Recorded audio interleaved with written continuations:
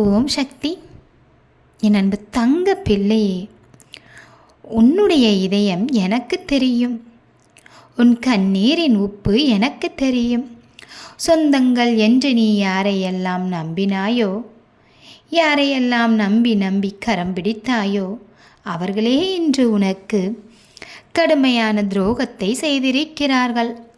அது தெரியாமல் உன் அம்மா நான் இருக்க முடியுமா? உன் மனதில் இருக்கும் குத்து எனக்கு தெரியும். அந்த குத்தால் தான் உன் இதயம் பலமுறை வெட்டப்பட்டிருக்கிறது என்று எனக்கு தெரியும். ஆனால் ஒன்றை நினைவில் வைத்துக்கொள், நான் இருக்கும்போது உன்னுடைய காயம் நிச்சயமாக நீண்ட நாள் நிலைத்திருக்காது. நீ மட்டும் மனிதனை நம்பி நின்றாய். அது உன் தவறு இல்லை, உன் நெறி. ஆனால் மனுஷன் மனம் நாளுக்கு நாள் மாறும். என் மனம் மட்டும்தான் மாறாது. உன் நம்பிக்கை மனிதர் மீது இருந்தது, அது முறிந்ததோடு முடிந்து விடாது. இனி என் மீது நீ நம்பிக்கை வைப்பாயா? என் பாதத்தில் உன்மே மன வேதனையை வைத்து கொண்டால் அது நிச்சயமாக உனக்கான தீர்வை தரும்.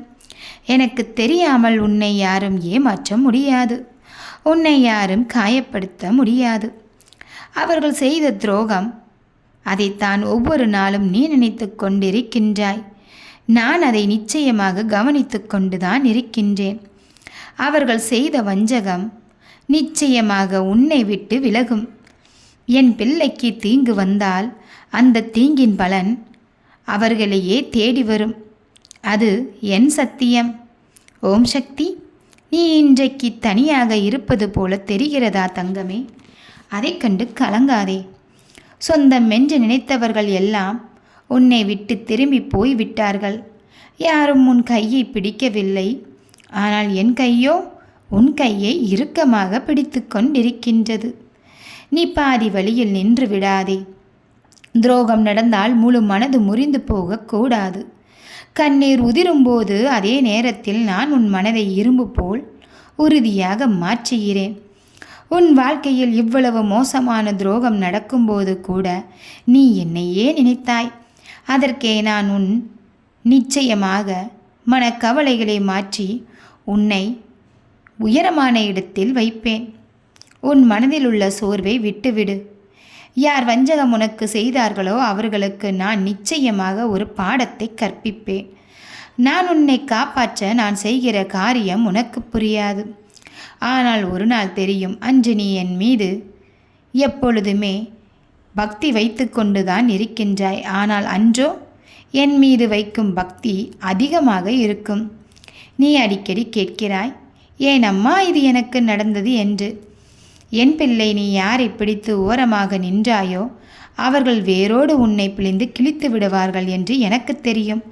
அதனால்தான் அவர்களுடைய முகத்தை இப்போதே உனக்கு காட்டிவிட்டேன். நீ இன்னும் ஆழத்தில் சிக்காமல் இருக்க இதுவே வழி. கண்ணீர் வரட்டும், ஆனால் உன் மனமோ முறியக்கூடாது. என் பெயரை ஒரு தடவை முழு நம்பிக்கையோடு சொன்னால் உனக்கு ஆறுதல் கிடைக்கும். நாளைய நிலை இன்றைய நிலை இல்லாது போகும். இன்றைக்கு நீ இழந்ததை விட நான் 10 மடங்கு ஈடு செய்ய போகிறேன். ஆனாலும் மறந்து விடாதே, உண்மை சொந்தங்கள் என்று நினைத்தவர்கள் உண்மையல்ல என்பதே உன் சுபமாயாகும்.